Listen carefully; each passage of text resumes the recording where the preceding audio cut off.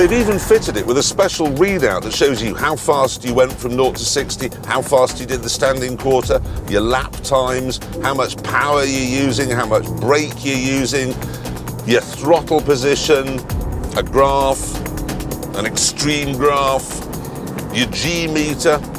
The Stig just loves this. He's been running around all morning squawking and clutching at his tinkle. And I have too, if I'm honest.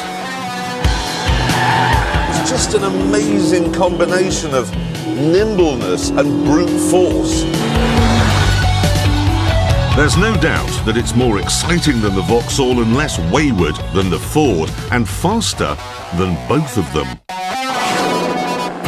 To show you how much faster I engaged sport mode and pulled up for a drag race.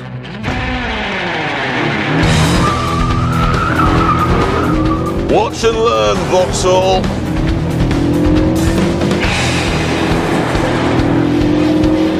What? Come on! Come on! Faster! Come on!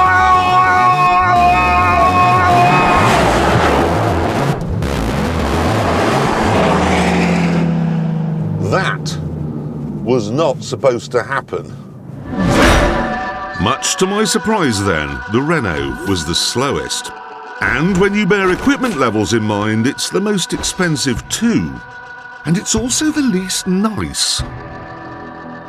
Sitting in here is a bit like sitting in Eel's gloomy place. It's all very dark, and everything you touch and everything you use feels flimsy, like it will come off or break at any moment. And the back's very cramped, and the ride's very hard. And this seat is very low down and very snug and gives you an idea of what it would be like to be buried alive. And look at this. You can't wear a pink shirt or it'll clash. So, while this may be the nicest car to drive on a track or a deserted moorland road, it would not be the nicest to live with on a day-to-day basis. That means we arrive at a rather worrying conclusion, because if I were to choose one of these three cars to drive home in tonight, it would be the...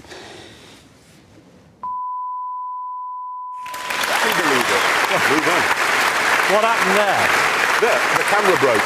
Did it? Yeah, no, it just literally broke then. Did it? Yeah. And what were you about to say? I can't remember. You were about to say the Vauxhall.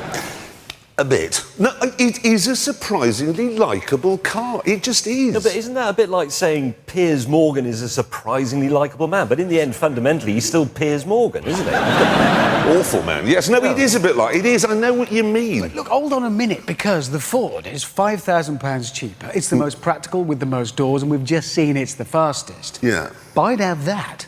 There is a lot to commend the Ford, you're right. Yes. I like the Renault, actually. Oh, God. Oh, this is brilliant buyer's advice, isn't it? I'd have the Ford, you'd have the Renault, and he'd have the Piers Morgan. Yeah.